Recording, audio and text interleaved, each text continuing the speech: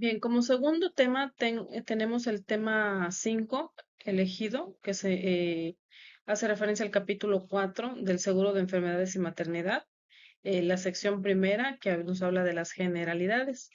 Y bien, esto hace referencia al artículo número 84 que nos dice que quienes quedan amparados ante esta rama. Bueno, tenemos que se encontrarán amparados el trabajador y o el pensionado, dependiendo cuál sea la situación, cuál de los dos casos aplique, la esposa, la concubina o el concubinario o esposo,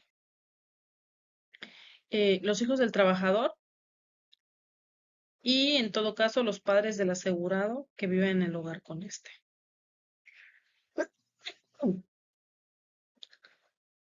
Ahora bien, perdón, para el caso de los hijos del trabajador, pues deberán cumplir ante la ley de seguro social para que sean, queden amparados. Bueno, nos dice que los menores de edad hasta cumplir 16 años, independientemente cuál sea la situación. O hasta los 25 años, si en este caso los hijos se encontrarán estudiando en planteles del sistema educativo nacional, o si el padre o la madre asegurada está pensionado y desde luego que el hijo se encuentra estudiando en cualquier plantel. Y indiferentemente, el hijo del trabajador, que en este caso se encuentra inhabilitado pues, para laborar. A grandes rasgos, de esto habla las generalidades del Seguro Social, en específico el artículo 84. Bien, lo que respecta a los siguientes artículos que contemplan la parte de generalidades dentro de la rama del seguro de enfermedad y maternidad, nos vamos a encontrar también el artículo 85, que nos dice que pues para efectos de lo que es el seguro social, se tendrá como fecha de iniciación de la enfermedad aquella que el instituto aquella en que el instituto certifique el padecimiento. Y para la situación del disfrute de las prestaciones de maternidad, se va a iniciar a partir de que el instituto certifique el estado de embarazo. Sí, se le informa, posteriormente certifica. Bueno, a partir de ese momento es cuando se va a iniciar a disfrutar las prestaciones que este mismo brinde. El artículo 86 hace referencia a que pues para tener derecho a las prestaciones consignadas por parte del Seguro Social y en específico de este capítulo, el asegurado, el pensionado y los beneficiarios van a tener que sujetarse a las prescripciones y tratamientos médicos que este mismo indique, es decir, por el instituto. El artículo 87 nos habla de que el instituto podrá determinar si el asegurado sería hospitalizado o no, eh, así como el pensionado o los beneficiarios en su casa, dependiendo cualquiera de los tres que aplique, cuando así lo exija la enfermedad, particularmente tratándose de problemas o padecimientos contagiosos. Bien, como última parte de lo que viene siendo las generalidades del artículo, iniciando con el artículo 84, en este caso lo que habla el artículo 88, 89 y 90, nos dice el 88 que meramente será responsable el patrón de los daños o perjuicios que se le causaran al asegurado y a sus familiares derechohabientes o al instituto en su caso por incumplimiento de sus obligaciones, como por ejemplo de inscribirlo o hizo sus modificaciones de salario ante el instituto.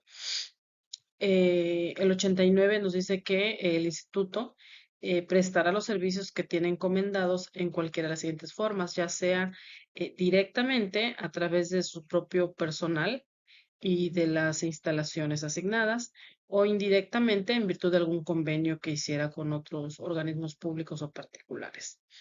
Finalmente, el artículo 90 nos habla de que el instituto va a elaborar un cuadro básico de medicamentos que serán necesarios, además de que estarán sujetos a actualización de manera permanente, a fin de que los productos que ellos consideren sean de mayor eficacia terapéutica para el uso y destino de los asegurados.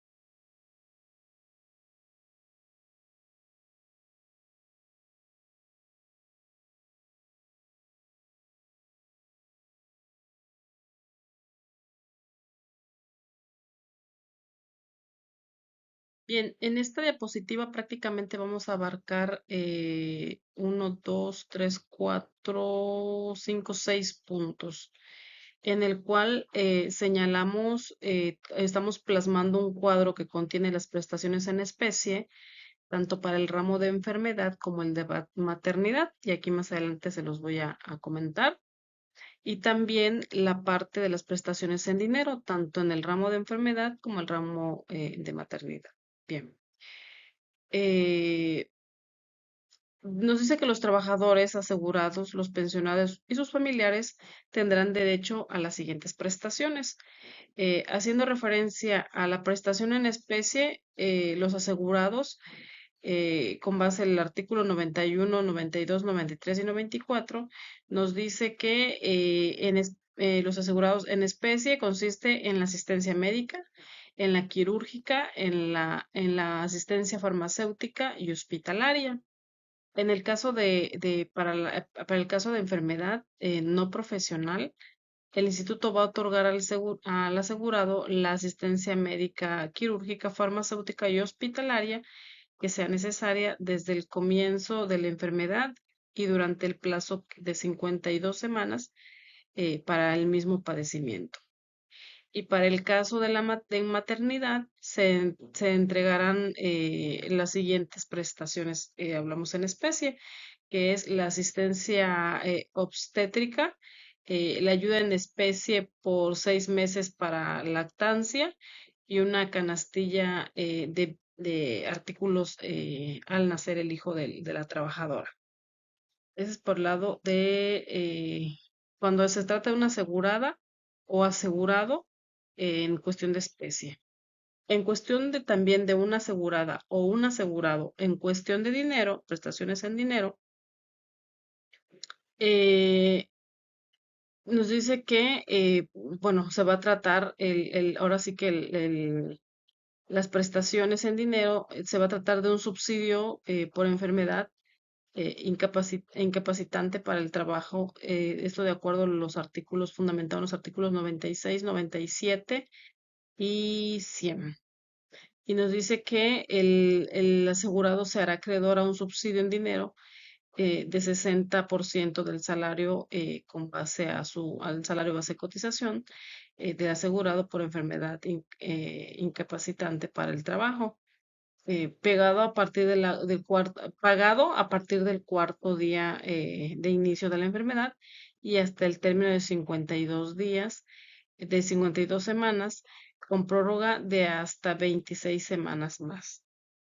Eh, También otra prestación en dinero que tendría el asegurado son los gastos funerarios, fundamentados en el artículo 104, que dice que se le hará el pago o se le hará la ayuda mediante un pago de gastos funerarios, ¿sí? Que puedan consistir en 2 meses del salario mínimo general que rija en, actualmente en la fecha de fallecimiento de, de su familiar, ya sea ascendente o descendiente.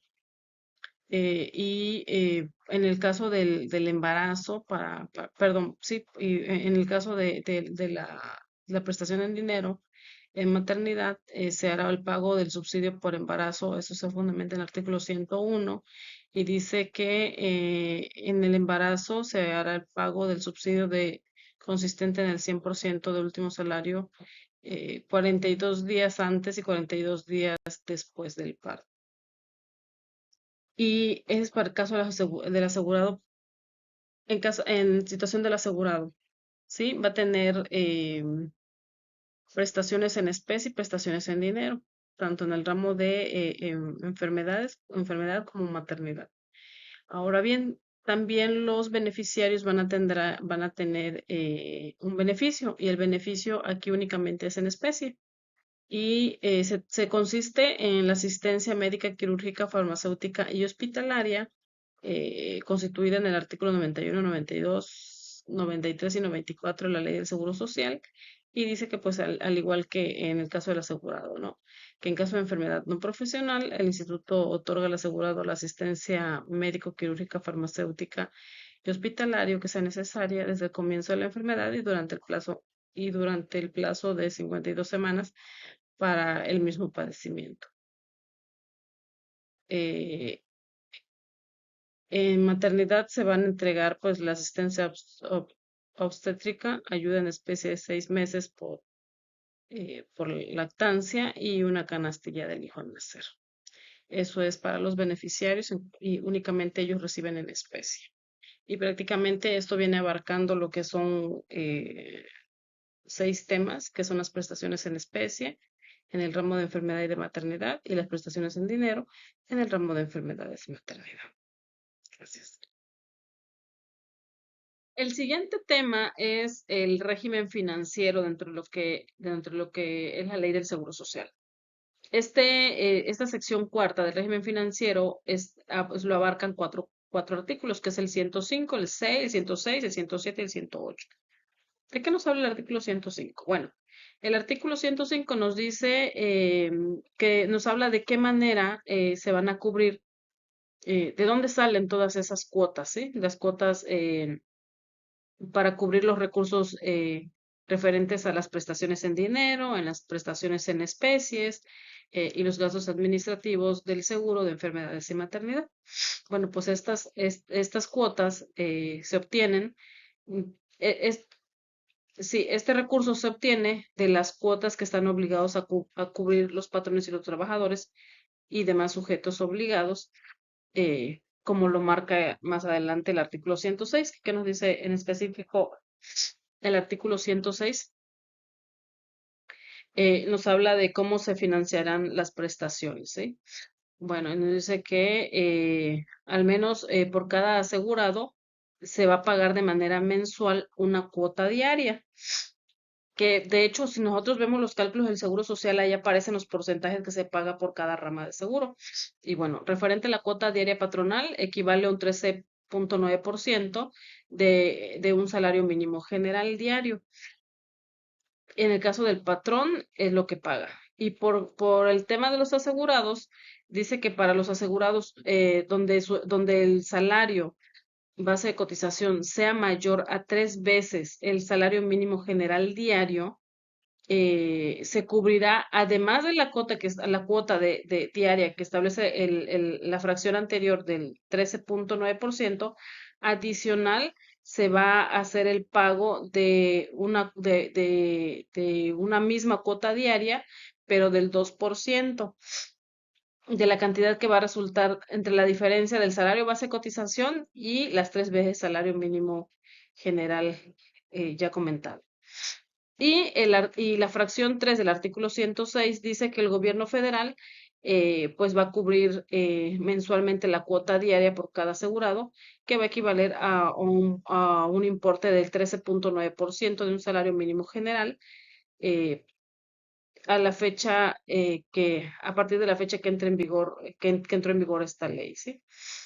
Ahora bien, el artículo 107 nos estipula que las prestaciones en dinero del seguro de enfermedades y maternidad se van a financiar con una cuota del 1% sobre el salario base de cotización que se pagará de la siguiente forma. Los patrones están obligados a pagar el 70% de esa cuota y los trabajadores les corresponde pagar un 25%, que ya llevaríamos el 95%, y al gobierno federal le corresponde pagar el 5% restante del 100%.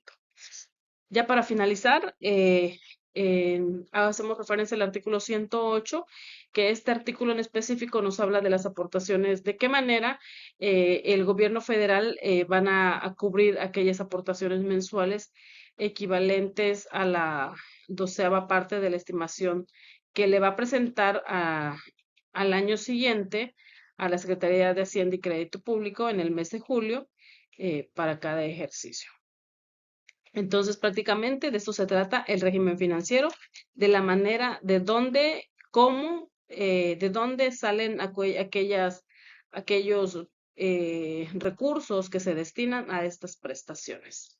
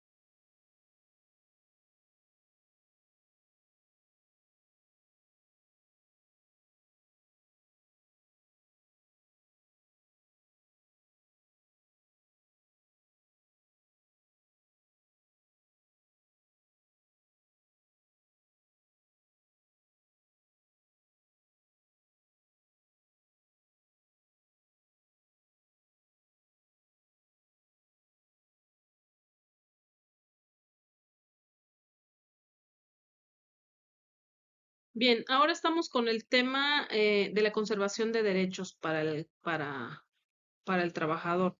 ¿Sí? Nos habla de de la conservación de derechos de la sección quinta de la Ley del Seguro Social. Específicamente, aquí nos encontramos el artículo 109 y el artículo 109 bis. ¿Qué nos dicen esos artículos?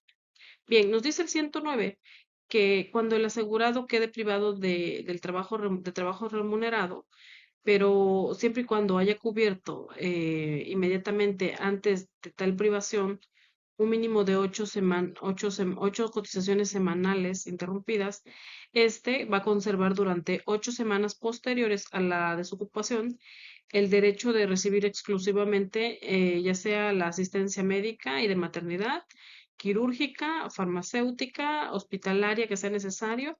Del mismo derecho van a disfrutar sus beneficiarios.